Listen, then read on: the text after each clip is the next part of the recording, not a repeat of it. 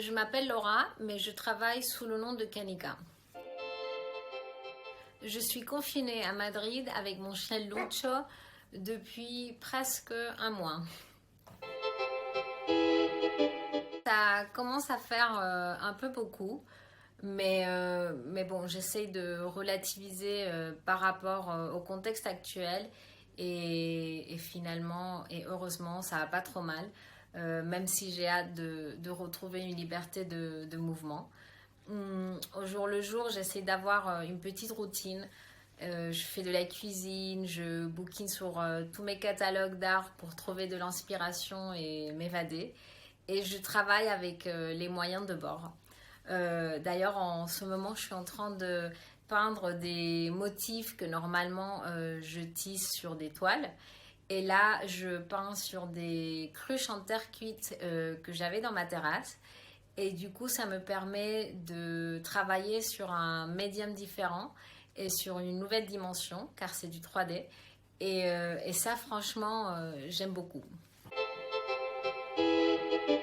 Je suis beaucoup influencée par mon parcours d'histoire de l'art et toujours inspirée par des artistes comme Henri Matisse, Alexandre Calder, Georges Braque, entre autres, ainsi que par l'architecture et le design du XXe siècle. Chaque pièce est unique et fabriquée à la main.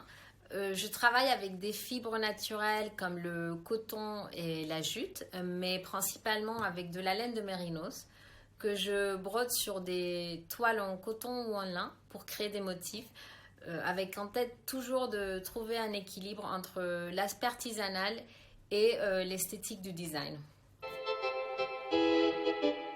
Je n'ai pas vraiment une œuvre particulière.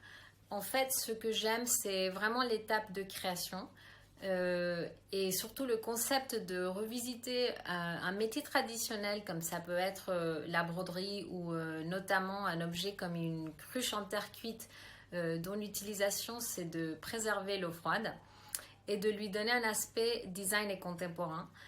J'essaie de réfléchir à un exemple parmi mes dernières œuvres et ça peut être les œuvres en plâtre monochrome que d'ailleurs je vous ai jamais montré mais qu'on peut apercevoir juste là. Et c'est des toiles brodées, recouvertes en plâtre et ultérieurement peintes en monochrome. Et j'aime beaucoup le jeu dans ces pièces-là parce que ce n'est pas ni une peinture ni une sculpture et ça cache quelque chose derrière et ça me parle énormément.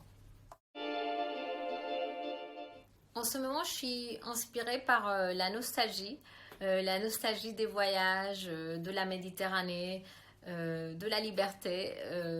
J'ai envie de créer des formes plus organiques et plus fluides. Et notamment, j'ai envie de broder avec des couleurs plus chaudes et romantiques. Donc, en gros, juste une envie de légèreté.